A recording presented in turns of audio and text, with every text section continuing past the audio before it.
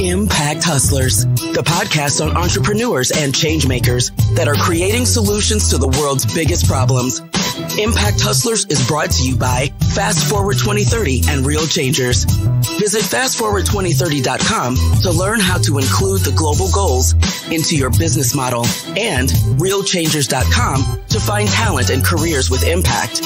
And this is your host, Michael Shafrat. This is Impact Hustlers, the podcast on the entrepreneurs that solve the world's biggest social and environmental problems. And I'm your host, Michael Shafrat. Thanks for tuning in to today's episode. If you like this episode, make sure to subscribe, leave a review, and share the episode, most importantly, with a friend. To keep updated on new episodes, visit impacthustlers.com and sign up for our email alerts. And follow us on Twitter as well, at Impact Hustlers. Enjoy today's episode and let's go. In today's episode, I speak to Ruby Raut, co-founder and CEO of Wuka Wear. Wuka has created a sustainable alternative to tampons and pads with their leak-proof period pants. Ruby grew up in Nepal, where at the age of 12, when she started menstruating, she was sent away from home. This is part of a traditional ritual called Chaupaddi, which has caused periods to be regarded as a big taboo in Nepalese society. With Wuka, Ruby is on a mission to make periods a thing of normality, create a more sustainable alternative to existing products, and create a big brand in the process. It's great to have you on the show. Thank you, Michael. It's really, really amazing to be on the show as well. Thanks for joining me. You're tackling multiple problems at once, I would think, when I look at your product. I think first there's the sustainability issue. Absolutely, yes. I think you're talking about that in the UK alone, there's about 200,000 tampons and pads that are going to landfill every year. Yes. And then also the societal issue of the taboo or the kind of nobody likes to talk about period. Exactly, periods. Yeah. So which was the problem that actually inspired you to start this company? What drives you the most to actually do this? Mainly, I think it's the environmental perspective.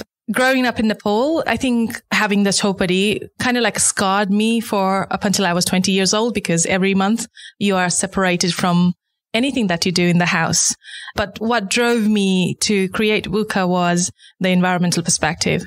I came here, did my environmental science degree, and then realized the huge amount of waste that goes to landfill because of our period. And now we only think it's only 1 month, like it's a monthly thing and it's only for 4 or 5 days. But the fact that 4.6 million tampons, pads and panty liners are flushed down the toilet every day in the UK, that is absolutely ridiculous, right?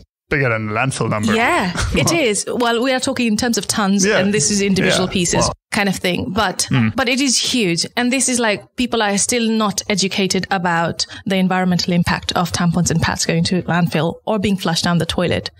At the market, all you can find is tampons and pads. Pads contains 90% of plastic, and that takes another 500-600 years to degrade. Similarly, tampons contains plastic as well because of the rayon and cotton. And then the applicator itself is full of plastic. So yeah, it's the environmental problem. It's a huge problem. And whenever I go and I talk about Wuka to anywhere, most of the time people ask me, this will be a great solution for people living in Nepal, India, those kind of thing. And then I have to explain them. The main reason that I've created this problem is to solve the problem of waste, like how we consume and throw so much things every day. It's that consumption, like the huge consumption, and also the other problem of out of your sight, out of your mind. Once you throw it, nobody thinks about the waste. Absolutely. Yeah. So I think in Nepal, there's actually something called sari racks, right? How does that work? And how has that played a role in your journey? Sari rags is actually not a menstrual product. It's my mum's old sari. It's like a traditional clothes that women wear. And it's usually made out of cotton. And once the sari gets old and thin and flimsy, what my mum used to do is like rip it apart and then turn that into a pad, fold it up, and then used in the underwear. Still very sustainable, very reusable, dries very quickly, everything good about it. I think the main drawback is it's absolutely uncomfortable. And this is something I constantly keep on saying is like people in Nepal, in developing countries, don't know their body size. So they usually wear underwear that doesn't even fit them.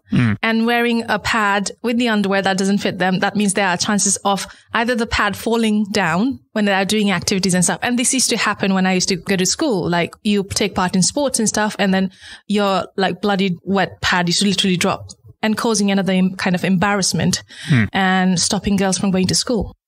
All right. So girls actually have to stay home or basically won't go to school. To avoid those kind of embarrassment. Yeah. And then the other being the toilet facilities. And this is the major problem in any developing countries, like having a changing facilities for girls.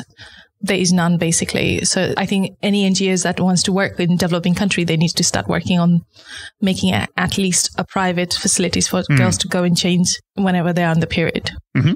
Tell us more about Chaupaddi and how that works and how that stigma is there. And then I think the next question after that would be, you just mentioned, everybody thinks, that's not our problem in the West. This is something for other countries, etc. Yeah. So while you talk about Chaupaddi, I'd like to have you talk as well about how is it actually in the West or in the UK. Like, we sometimes might think, there's no problem here. No, there's no stigma around it. It's all fine. Yeah. You can buy it everywhere. So talk about the Chaupaddi and then how you see it in the UK in terms of stigma. Yeah. So the whole social taboo about period is not just a problem of East. It's a problem of the entire world.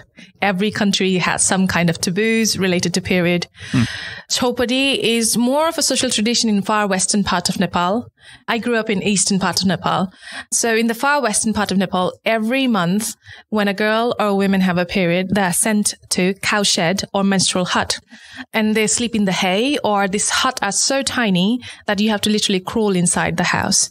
And this is like the reoccurrence and the pattern that you see is like most of the time women and girls die on their period on the menstrual hut, especially in winter, mainly because they are trying to keep themselves warm, and then they suffocate on the fumes and die. The other reason being snake bite. And one of the things that never gets reported is the rape cases. How many rape cases goes unreported? I grew up in the eastern part of Nepal. So only on my first period, I had to go and stay at somebody else's house and almost treated like you are an untouchable. And actually, that is what it is called in Nepali for period, is nachune. And nachune literally translates to untouchable. Oh, wow. And you are untouchable kind of thing. I think the biggest problem is when there's like a social gathering, or when you have like some kind of events, wedding, death, and then you can't take part in any of those. And that is like very heartbreaking for many women, to be excluded from something that they always wanted to be part of kind of thing. And then the problem exists here in the UK too. There are still huge Asian communities in here. And I know for a fact that many women still follow this tradition of not sleeping with their husband for 4 days, not going to temple. And we do spark a lot of conversation in social forums like social media, Facebook and stuff about like, actually, it's just a natural process. And the fact that period poverty, up until 2017, it never got noticed because nobody talks about period. Again, there's this hush-hush about period. Still, there are many brands that are advertising themselves as a discreet kind of thing. I don't think we should be discreet about it. More than half of the population goes through it, right? We should be talking about it. Many health problem gets diagnosed because we talk about our health and reproductive system kind of thing. Yeah. Amazing. It's a huge problem. Amazing that you're solving it. So as a ignorant man, let's say, let me put my ignorant man hat on, right? If I go to a store, the Boots or drugstore or Super Drug or whatever, there's many brands, right? You go there, you see so many different tampons and pads, and you have the biggest choice of your life, right? Yes. But it seems like there's very little difference between all these things, and then it doesn't seem like there's real innovation happening. So while there's so many products, why is there a need for something like what you're doing? Yeah, that makes sense. And this is something I got absolutely overwhelmed when I first came to UK. It's like, I never seen pads or tampons before, right? And then you walk into an aisle of so-called femme care. That's what they call it. And you walk in and then there are like different absorbency, different types of pads. But then there are pads and tampons, basically.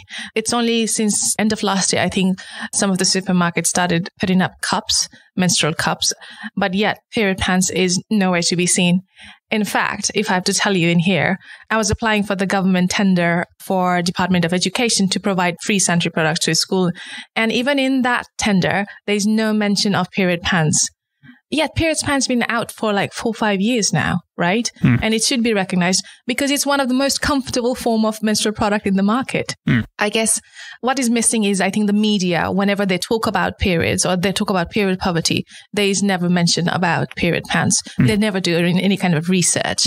And I think that is very important, that they do their research, they find out all the brands, all the alternatives that's available in the market and feature them to say that actually you don't have to just buy tampons and pads. There are other reusable options as well.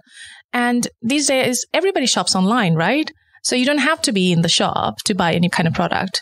So yeah, I blame it to media for not doing their part in raising the profile of a sustainable menstrual product.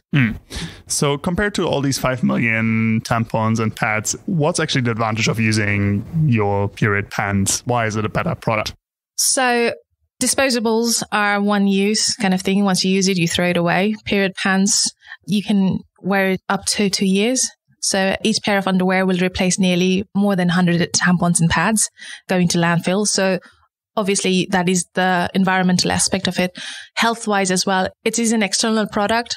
So there is no chances of like toxic shock syndromes or whatsoever. And the most important thing is the comfort. I think so. And not many people realize that, but using pads is kind of like irritating. Many people like suffer from sensory issues, those kind of things. Tampons are very drying and you cannot use towards the end of the period or in the beginning of the period. I think this is too much information for you, but this is how it goes. Like the cycle goes into like you have a lighter days, heavy days, lighter days, and it depends on different person as well. And underwear is something like easy just to wear. And the best thing about the period pants is like they're machine washable. So you don't have to worry about if you feel icky or anything about it. You can just rinse the blood out, chuck them in the washing with your towels or anything up to 40 degrees and hang dry it and then ready to use next time. Also, are constantly running out of tampons and pads in the house. This is something that will stay in your underwear drawer forever kind of thing. Amazing. Let's talk a bit about your story as a founder and how you actually started out.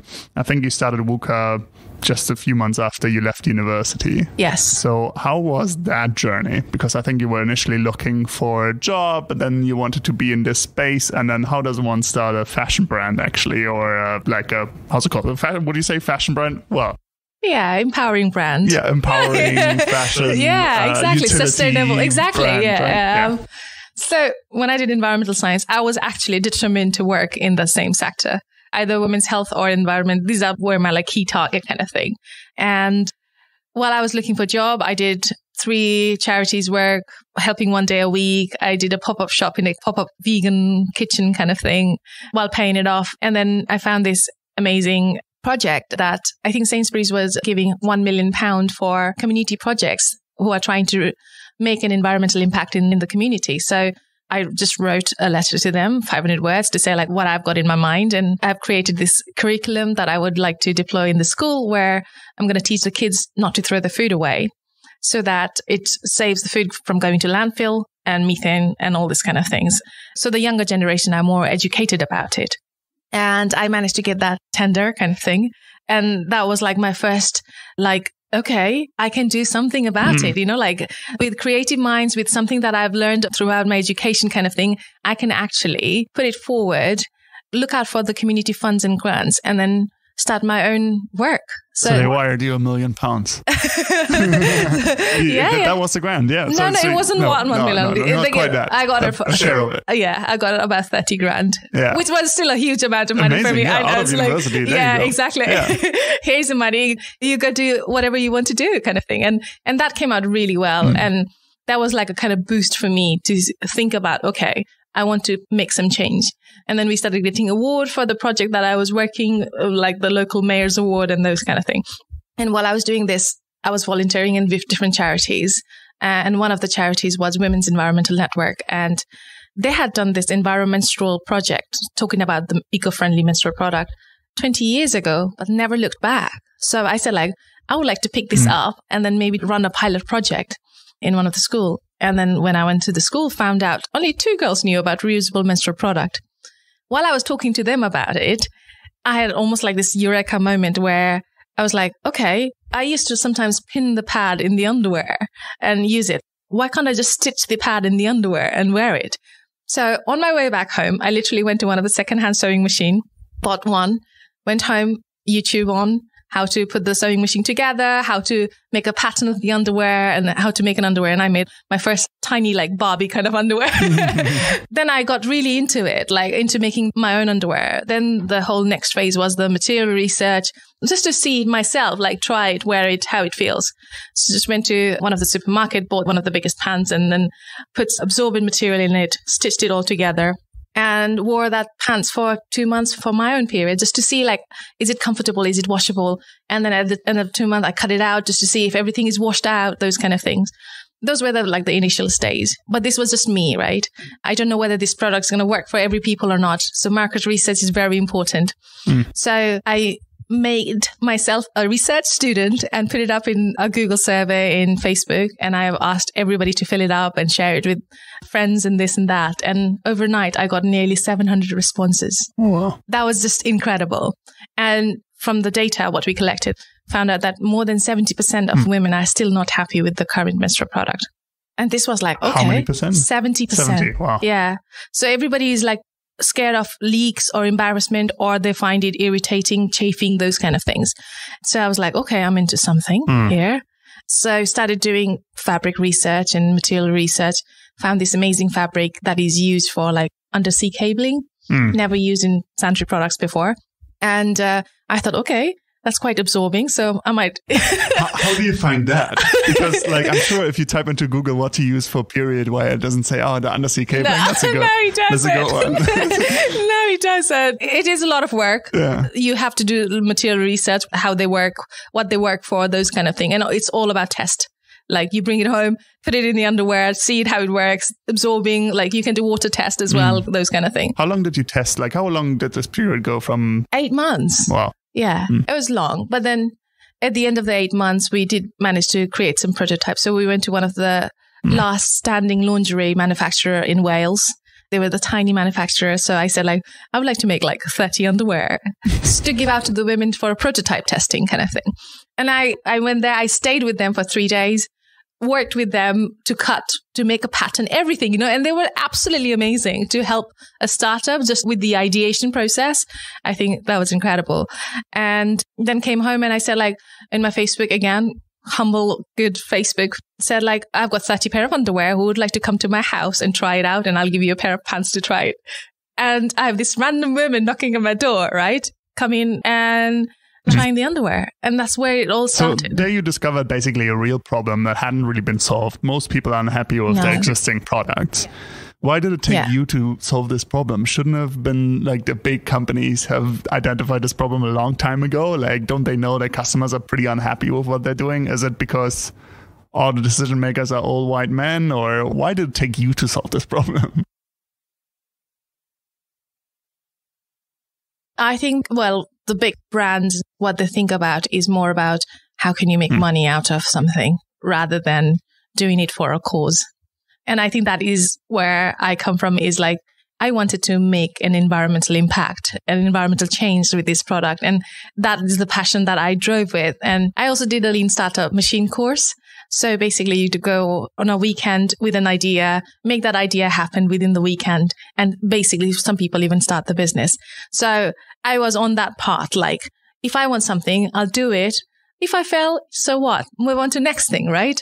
If I pass, then why not? Give it a go. And at that time, I think the time was perfect as well. I was just doing the part-time food waste job and I had free time on my hand to work on this. Main reason being is because if you make a product like us, there might be a customer who might not come back for another 2 years, right? And that is something they don't want it. I mean, I know that one of the brands started doing menstrual cup, and this menstrual cup lasts for 10 years, right? But they launched it in America and now they have put in the shelf pack that it only lasts for 2 years, right? You can see how cheeky they are in terms of like, okay, they want a returning customer. They want people to think that, 2 years, and after 2 years, throw it away and then get another one, those kind of thing. So I don't think they have good conscience in terms of looking after the environment and compared to us, which is what we are about. Yeah, amazing. And in that process, you're not just good for the environment, but you seem to provide a product that is actually superior in terms of comfort and all that. Yes. So it's not just some scratchy, sustainable thing that is like, God. Yeah, no. I'm doing good for the environment, but it's really uncomfortable, but it's actually... It's a quality, I think. And this is a good product. And my mom always told me, like, whenever you buy something or whenever you do something, try to do it to the top quality, because people will remember that and come back again and again. And that's how you gain like almost like a social validation from the customer kind of thing. And that is always stuck in my mind. And I'm always thinking about like, how can I make the underwear like the top sustainable menstrual product kind of thing? And that's why we chose the fabric. We used Lenzing micromodal. It's the same family as Tencel fabric. They are forest certified, made in Austria fabric. And they are 6 times more comfortable than cotton. So comfort again comes first kind of thing. So we have put everything in mind to make it amazing. And who else is out there? Is there like a lot of competitors for you by now? When I did a quick Google search, you find all kinds of period pants now. Are you one of many, or how does it look like? Are you worried about this? Not really. I think brand-wise, we are quite strong. We stand for something that I think other brands are missing it out. And it's all about loud and proud, talking about period and providing that comfort and the sustainability aspect of it. There are a few brands out there as a competitors, 2 being quite big ones. And for us as a small startup with still 2 people working in this thing, I think we are doing pretty good. We are onto something good. Yeah. So and now is the time where what's missing is the top of the funnel. The awareness is missing out. And still in the UK, not many people know about period pants. So that is the big part that we need to do to raise this awareness about the whole new category, you know?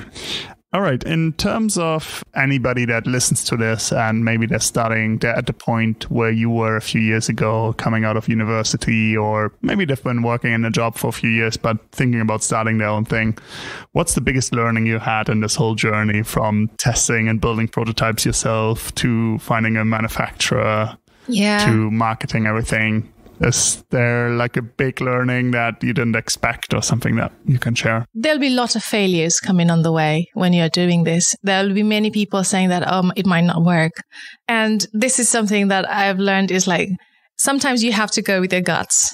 And when I did the food waste project, I reached out to so many charities to say like, I've got this amazing idea and I would love to do it with full passion and stuff.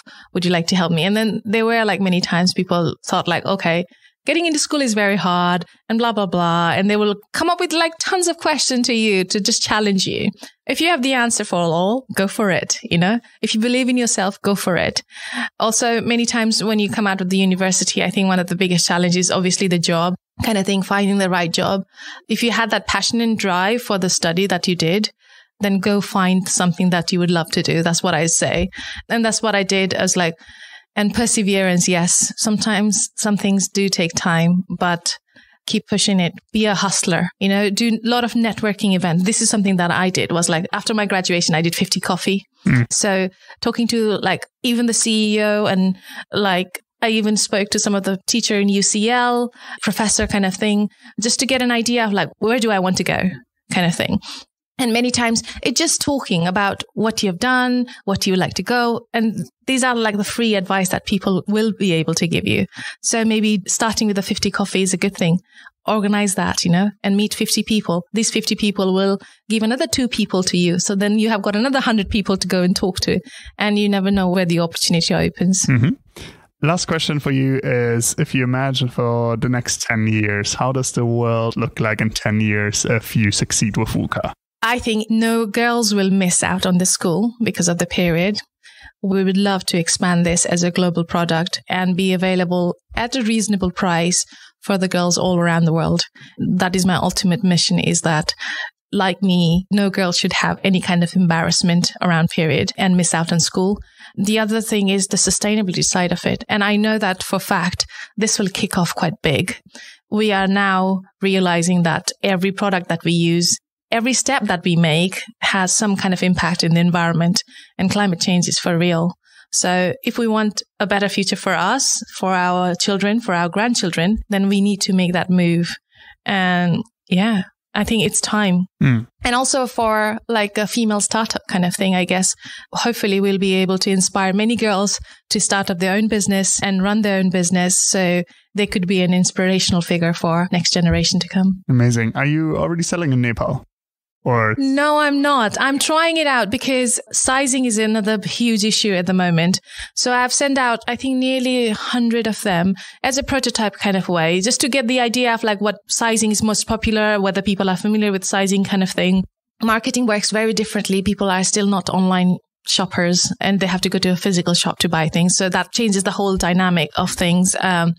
But we are doing some testing in terms of size and what people like and are they comfortable wearing it.